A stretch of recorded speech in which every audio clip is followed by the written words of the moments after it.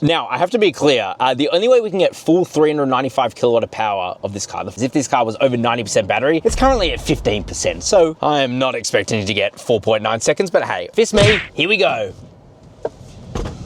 Oh, my phone went flying. Okay, 0 to 100 in seconds. It is not often that I can stand here and say I am standing next to a cheap Chinese luxury car. This is the OMODA 9. It is technically a new brand in Australia. Chery used to sell the Chery OMODA 5. That is now the Chery C5. This is the first car from OMODA in Australia, and they're coming out with a bang. They're coming out with a luxury $62,000 before on-road costs. That honestly puts a lot of performance cars to shame, at least with the fact that this thing has no less than 4 different motors. That's right, we have a actual combustion motor, we have a 1.5 litre turbo 4-cylinder, but then there are three electric motors, which is just mind-blowing. This thing is 395 kilowatt of power, and it has a claim 0 to 100 of 4.9 seconds. As you saw in the coming up section, I'm not entirely sure we're going to be able to achieve those claims because it's under certain criteria. But either way, this is, from memory anyway, the first time I'm reviewing a luxury Chinese car in Australia, at least what they claim to be luxury. So today we're going to take you for a full tour of this thing. We'll check out the exterior, the interior. Of course, it's a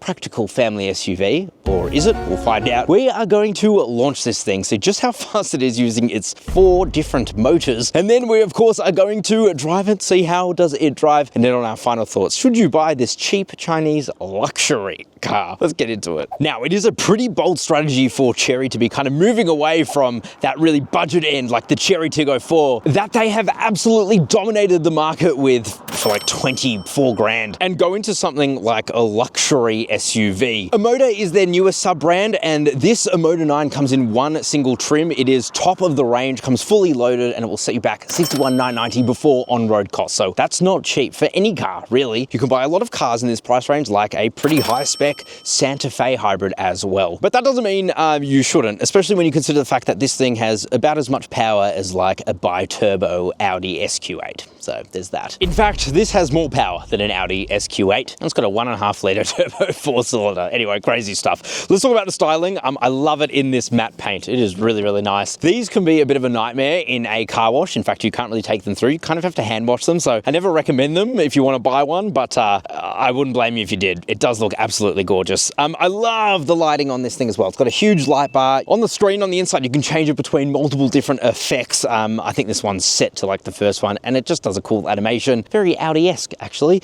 You have these projector LED headlights. They call them premium vision LEDs. They have very, very bright LEDs there too. A OMODA badge spelt out there, and a nice grille as well. I like the diamond pattern to it too. It's a handsome looking thing. It's not overtly styled like some Chinese cars can be, and I like that for it. It does look and feel very, very premium, and as you'll see, everything has been thrown at this car.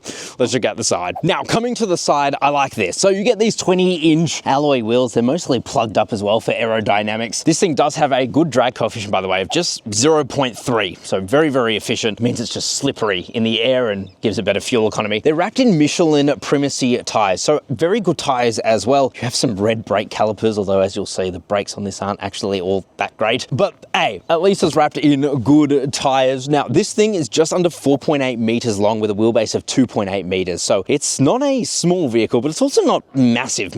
In fact, it sits actually just a little bit smaller than a Hyundai Santa Fe. So even though you're not getting a third row of seats, you are getting quite a lot of interior space. You've got a couple of cameras there. This thing does have a very good 360 camera. I like these two, the pop-out door handles. Keys inside, that's why it's beeping at me. You have very tinted privacy glass as well. I cannot see through there. And a really nice silhouette. In fact, I think it kind of looks like a BYD Line 7 from the rear. But anyway, let me know what you guys think down in the comment section below. What do you think so far of the styling? And then there is the arse. Now, sorry about the light bar flashing. I can't change the camera settings on this one. It's a long story. But anyway, we have a very nice LED light bar that runs across the back, and it also does a cool animation just like the front, although with this camera setup, it's probably going to give you a seizure, so sorry about that. OMODA badge is spelt out there. I like the third brake light up there too. Very cool, very sporty. You have all-wheel drive, FEV spelt out there. You got your OMODA 9 badging there. It's subtle badging. I quite like that. The quad exhausts are pretty funny. They're completely fake, by the way. So yeah, there's that. You get fake exhausts. But otherwise, it is a handsome vehicle. I really, really like the styling. So what about what it can fit inside of its arse? Well,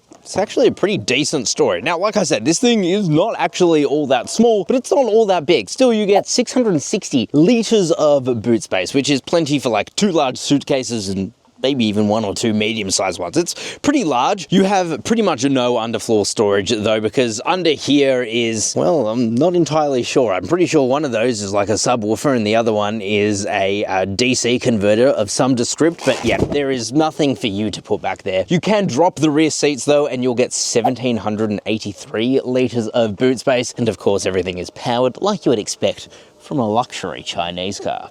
Shall we check out the interior? Alrighty guys, let's talk interior now of the OMODA 9. I'm gonna keep trying to say Chery, but it's not. It's the OMODA 9. This feels like a Chery Tiggo 8 Pro Max that has just taken some steroids. I mean, it is genuinely luxurious in here. So first of all, these seats, they look incredible, and they feel mostly very good. They're a leather unit, they're heated, they're cooled. No massage, which at this kind of price point for a Chinese car, I almost would have expected. Also, for me, at 5'11", and let's just say I've got, you know, a dumpy on me. Yeah, look, it is kind of eating into my legs just a little bit. I think for most people, you're gonna be fine, especially if you're not a little fatty boombarder like me. But if you are, definitely come and sit in one of these and just make sure that you like it. There's no adjustable under thigh support. You do have like an extension. However, I find that does absolutely nothing for me.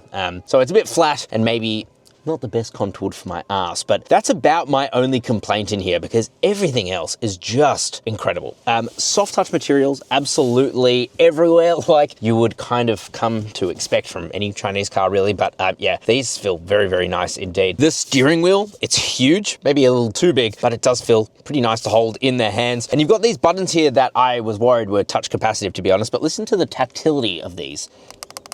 You hear that? That means that they're using mechanical switches instead of membrane switches. All you need to know about that is that they haven't cheaped out here, all right? They really haven't, and it looks pretty cool too. I hate this driver monitoring system up in front of me though, but anyway, that's just a new car thing in general. Thank you, ANCAP. No, thank you. By the way, this thing has literally every airbag under the sun, like every other Chery vehicle out there. They're going for a 5-star ANCAP, and they're almost certainly going to achieve it. You get dual displays here. Now, these do feel pretty similar to what you'd find in a lot of their other cars, maybe slightly snappier as well. So that just means that they're kind of no frills, but I almost like that. They have wireless Apple CarPlay, wireless Android Auto. You do have a wireless fast charger here as well. It's 50 watt. No second one here, even though it looks like it, which is a bit of a shame. Still, the display itself is good. You do have a funny like circle over here, which just seems a little out of place, like almost a bit too forward thinking and modern. Yeah, it's just a big open space and then this volume, which looks like you can kind of rub your finger in a circle and put up the volume like an old iPod, but no, it is just volume up and down and a volume off. Don't love that, to be totally honest with you. But this car, as you would expect, comes fully loaded straight from China, baby. That means here you have a fragrance system. You get 3 fragrances, and of course, if you can go back to your dealer and refill them if you like your fragrances, if you use them all up. You can actually just put the same fragrance in 3 times if you want. I do love the naming of them though. Quite funny, I think. You have natural, sport, and my favorite, cure. Now, as a type 1 diabetic, I have been smashing that screen. Still not cured of my diabetes, but that's okay. The other cool feature that this has is a built-in dash cam. So you've got a little slot here that you can put in a micro SD card, and then you have a high-definition dash cam built straight into your car. If you get into an accident, it has emergency recording, just cool stuff like that. Heads-up display in front of you. Again, fully loaded this thing. The other thing I like, they've listened to feedback. So we have physical buttons here. Listen to this. Oh, that feels nice. It feels very good. That is for your climate control, at least on the left and right hand side. In the center, you have your hybrid and electric vehicle switches. So you can run this thing in pure EV or let it do its own thing and keep it in HEV. And you have your mode selector here, which does the classic Chery JQ OMODA thing now of this. Here's another thing. If you want to start the car now, there's no on and off button. You have to put your seatbelt on, make sure all the doors are closed, foot on the brake. So, we'll check that out when we're driving. But anyway, it tells you you're in the driving mode. You have this faux wood here, which is quite nice. Open that up. You have a couple of cup holders, a fully felt-lined area. You can take out your cup holders if you want to. And you've also got a little hidden storage area to smuggle your goods, if you know what I mean. Oh, I've just spotted like the faux wood on the dash here as well. That's quite nice. You have a pretty big center armrest and you've got an air conditioning port as well if you want to keep your drinks cool. Let's open this.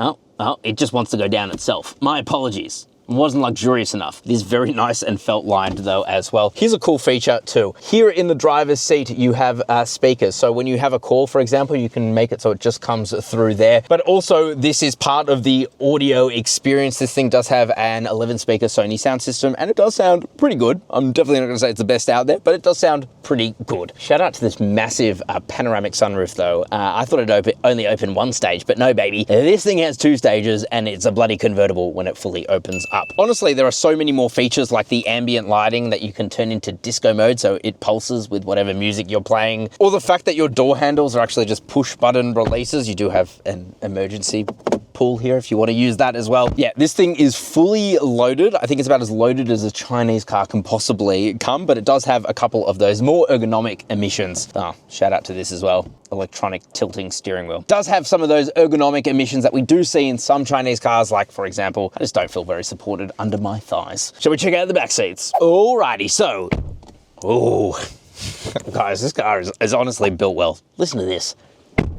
That's a thonk. Back seats, what's it like? Honestly, I just gotta say it, I like it more than the front seat. So the seats are just at a better angle. I feel like there's more support in the seats as well. At 5'11", I mean, check out my leg room here. It's incredible. Heaps of leg room, toe room as well as fantastic. Headroom is really, really good too. The seats back here, they actually recline. They're power reclining, which is insane. You do have another button, which looks like you could slide the seat back and forward, but no, it doesn't move, it's fixed. Quality back here is just as good as up front. It is really, really nice, honestly. The seats, the outboard seats, they're heated and they're cooled. You rarely see that, so Australian sun, eat your heart out. You can also adjust the fan speed back here. I'll be honest, at first I was worried. Guys, I was worried. There's a single air vent, just like my Chery Tiggo 4 Pro that I used to own. A single air vent, I was like, what the frick? But actually, there's another couple of air vents in the B-pillar, so that's good. Good to see. Sorry, it's not luxury enough. Let me move the passenger seat out of your way.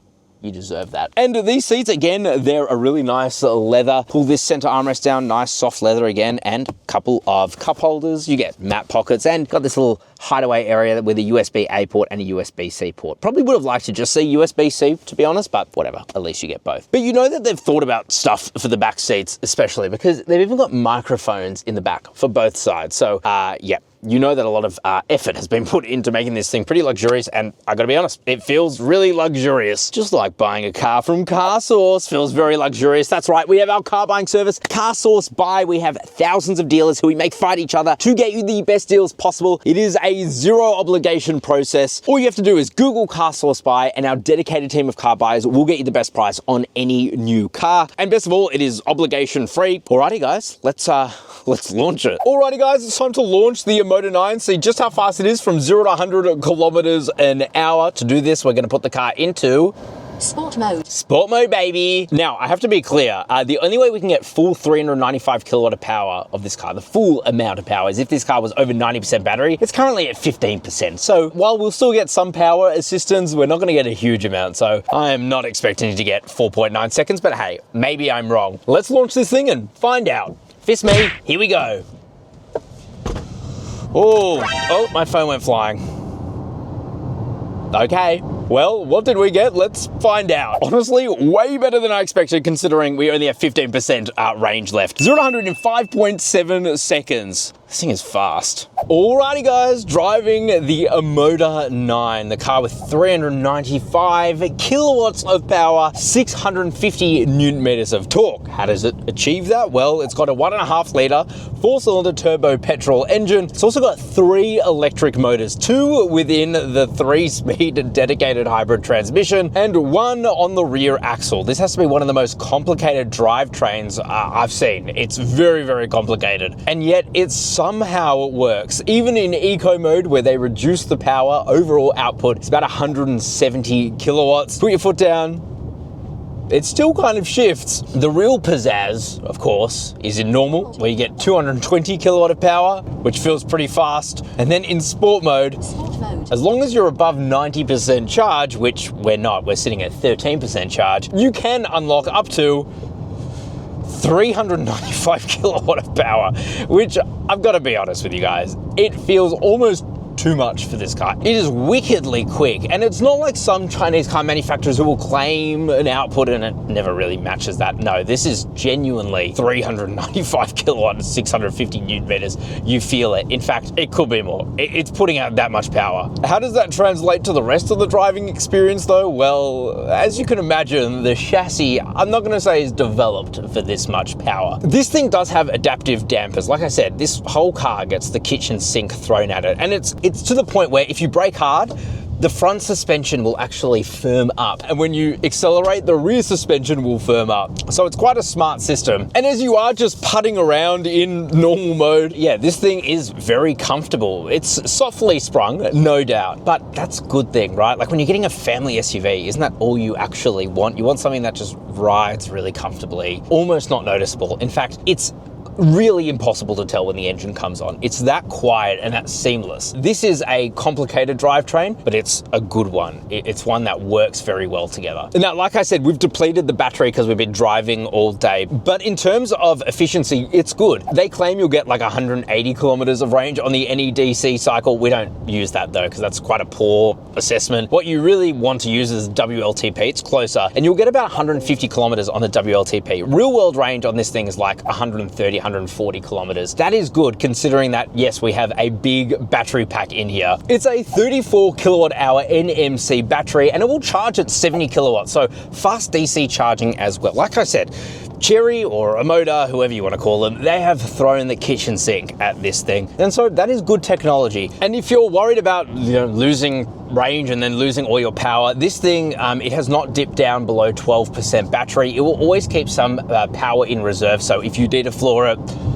you still get your 395 or whatever kilowatt of power you'll get at that moment. Because the planetary gear set, if you want to get weird and technical about it, they can actually have two different gears engaged for different electric motors. It's wild. It's honestly wild. However, if you want to drive this thing in its, wait for it, sport mode. Sport mode. Well, I'm afraid to say that it is not the best sporty car out there. Really what lets it down is very, very light steering, soft suspension. Even in sport mode where it will actually stiffen up the dampers, it's still soft. And so yeah, when you turn a corner, it does feel a little bit dynamically challenged, I'll put it that way. It's not terrible or anything, it's just, it's a family SUV, so don't expect too much is what I'm saying. Oh, the other thing that they've kind of fixed here is the adaptive cruise control, because yeah, it works decently well, especially for a Chinese car. They typically haven't done the best job, but when you let it do its thing, it will steer you down the highway and it's not too annoying, as are the safety systems. They're not really butting in too much either. So overall, I gotta say, I'm pretty impressed by this package. Does it feel $63,000? Well, certainly in a straight line it does, but it also doesn't have the best chassis tune to it. But I do have to say, even if my ass feels a bit squeezed in these seats, this is a comfortable car. It's a very comfortable car. And with that, let's get into our final thoughts. Alrighty guys, should you be rushing out to buy yourself the first cheap luxury Chinese car in Australia, at least from my memory? Honestly, I quite like this thing. It is immensely powerful, and I think if you're going to be using it for what it's really intended for, which is driving around town up to 150 kilometers or so, or just sitting on a highway, it is really comfy. I think it does start to kind of fall apart as soon as you try to take a corner really hard or any sort of dynamic driving, but it's not really what it's designed for. It is very luxury on the interior. I think the ergonomics could possibly be a bit better, but that is person dependent, so definitely go and try it. But at $62,000 for everything that you get, I'm still going to say that this is a good value car. Any more expensive though, don't know if it would be. But let me know what you guys think down in the comment section below. Are you going to be rushing out to buy an OMODA 9? What do you think of essentially the first luxury Chinese car in Australia? And what do you think about the Chery conglomerate's most expensive model in Australia? Leave a comment down below. Subscribe if you're new. Of course, like it, share it with a friend. And if you want to buy one of these and you want the best price possible, you have to check out CarSauce Buy. It is the best way to buy any new car. I know I'm biased, but I promise you, you'll say the same thing. Ciao for now.